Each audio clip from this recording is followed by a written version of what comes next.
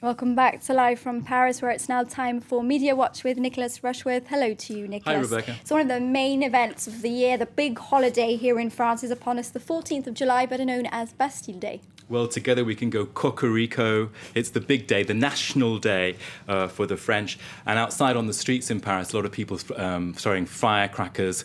Not so brilliantly this time because obviously it's had dreadful summer weather, haven't we? We've been having this sort of sun and terrible, terrible rain as well. So tell us more about who's going to be there, what we're going to be seeing. Well, I'm going to start out with that. I'm going to start out with the feather forecast, which is a bit unusual for Media Watch. And here it is. It's for Saturday here, tomorrow morning. And we can see there we've got some clouds and thunderstorms lined up there for France. And the Nouvel Observateur, is asking, is it going to be raining again for FrancoisHollande? Rain Man, he's being nicknamed, and he's not just being nicknamed that in the French press, but also in the British press and across the media world. Tell us why.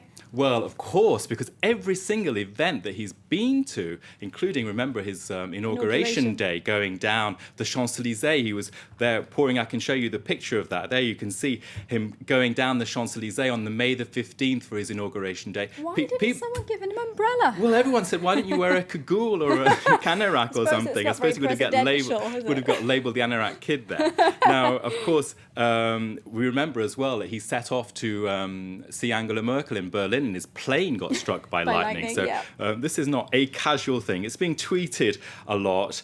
And there we can see this one tweet in French. And it's basically saying there, if I can just translate it for you, that the climate conditions mean that we're going to see for the first time warships going down the Champs-Élysées. I know you'll be there tomorrow, so you better take your brolly. I will definitely take my brolly. Another tweet here, we've got another one.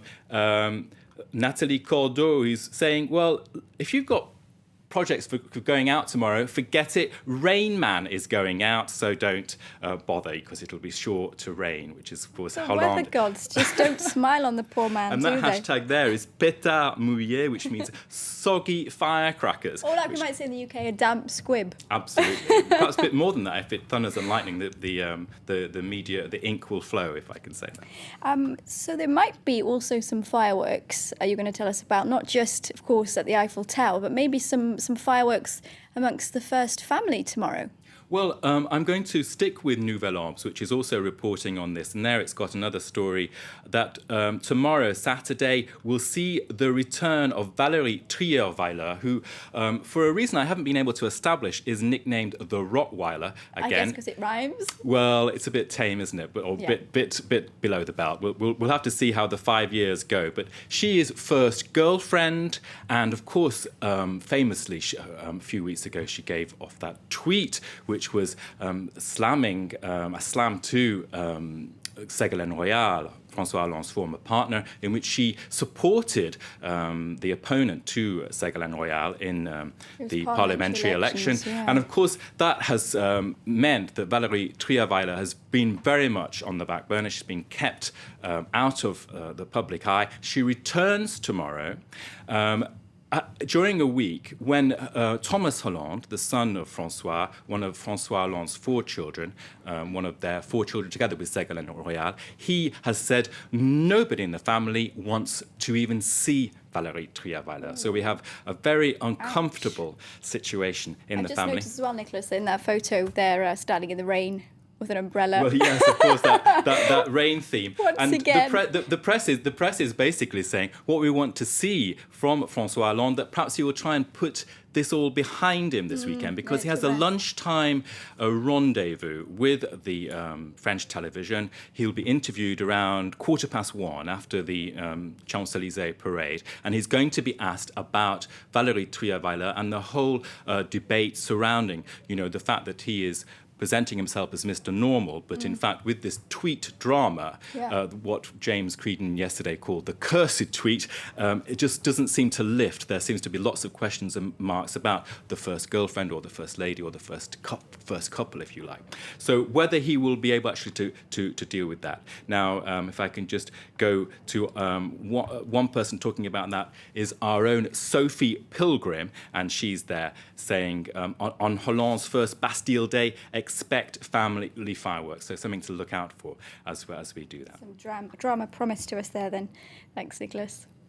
And just very quick, we can look at Thomas Hollande there, who's... who I think Sophie describes as surprisingly good-looking.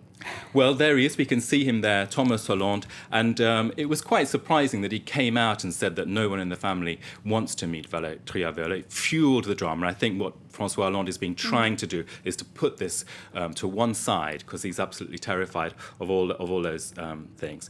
Right, Now, we need to quickly race on to our second story. the next story, and it's a question for you. What do you think is the favourite country of the French? Well, I was thinking if it was for holidays, then it might be something like Guadeloupe or Réunion. But is this about living? Living, and- studying and working. In that case, I would say the UK, because London is such a popular destination for French people. Well, this is in the Huffington Post, and we can see there it's asking the preferred country of the French, and the answer is it's Cocorico again. It's the chauvinism. Yes. It's of course, the perfect country for the French is France. Oh.